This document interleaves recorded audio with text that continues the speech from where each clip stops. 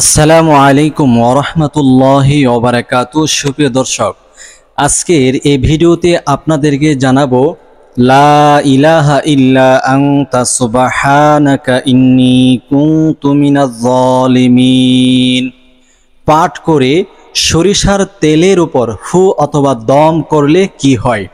খুবই গুরুত্বপূর্ণ, খুবই কার্যকরী একটি আমল। ধৈর্যের সাথে যদি ভিডিওটি দেখতে পারেন, শুনতে পারেন, সে মতে আমল করতে পারেন, ইনশাল্লাহ অনেক অনেক ফায়দা হবে।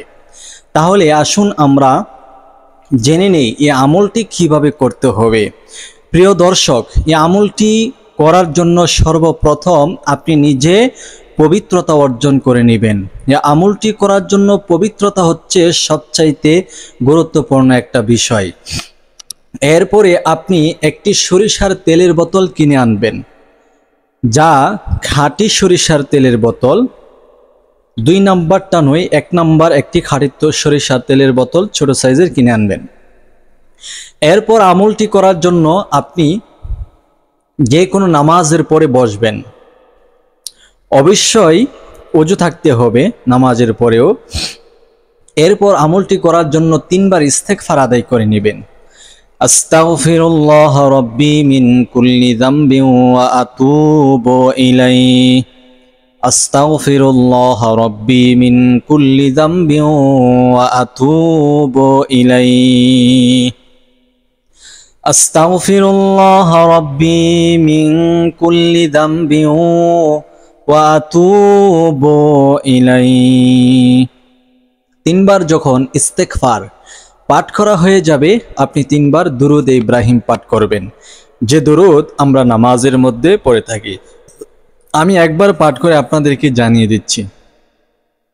আল্লাহুম্মা সাল্লি আলা মুহাম্মাদ ওয়া আলা আলি মুহাম্মাদ কামা সাল্লাইতা আলা ইব্রাহিম ওয়া আলা আলি ইব্রাহিম ইন্নাকা হামিদুম মাজিদ।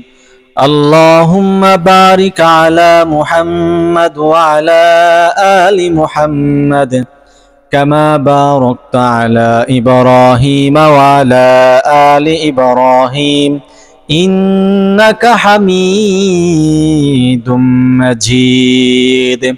3 বার ইস্তেগফার, 3 বার দুরুদ ইব্রাহিম পাঠ করা হয়ে গেলে সরিষার তেলের বোতলের উপরের যে মুখা আছে সেটা খুলে নেবেন। ডিপাটা খুলে আপনি পাঠ করবেন লা ইলাহা ইল্লা আনতা সুবহানাকা ইন্নী কুনতু মিনাজ জালিমিন। সরিষার তেলের বোতলের তেলের মধ্যে একটি ফু দিবেন। এরপর পড়বেন লা ইলাহা ইল্লা আনতা সুবহানাকা ইন্নী কুনতু মিনাজ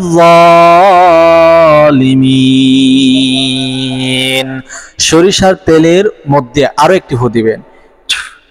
আবারও পড়ে নেবেন লা ইলাহা ইল্লা আনতা সুবহানাকা ইন্নী কুনতু মিনাজ জালিমিন। সরিষার তেলের মধ্যে আরো একটি ফু দিয়ে নেবেন। প্রিয় দর্শক, এরকম ভাবে 11 বার লা ইলাহা ইল্লা আনতা সুবহানাকা ইন্নী কুনতু মিনাজ জালিমিন পাঠ করবেন, আর 11টি ফু সরিষার তেলের উপর দিবেন। সর্বশেষ 3 বার দুরূদ শরীফ পড়ে নেবেন সাল্লাল্লাহু আলাইহি ওয়াসাল্লাম, সাল্লাল্লাহু আলাইহি ওয়াসাল্লাম, সাল্লাল্লাহু আলাইহি ওয়াসাল্লাম। এরপরে এই সরিষার তেলের উপর 2টি ফু দিবেন। এখন আমি আপনাদেরকে জানিয়ে দিব লা ইলাহা ইল্লা আনতা সুবহানাকা ইন্নী কুনতু মিনাজ জালিমিন 11 বার পাঠ করে সরিষার তেলের উপর ফু অথবা দম করলে কি হয়। বিষয়টি জানার পূর্বে চ্যানেলে যারা নতুন আসছেন, দয়া করে চ্যানেলটি সাবস্ক্রাইব করুন, ভিডিওটি শেয়ার করে প্রচার করুন। প্রিয় দর্শক, এই আমলটি হচ্ছে বাচ্চাদের জন্য।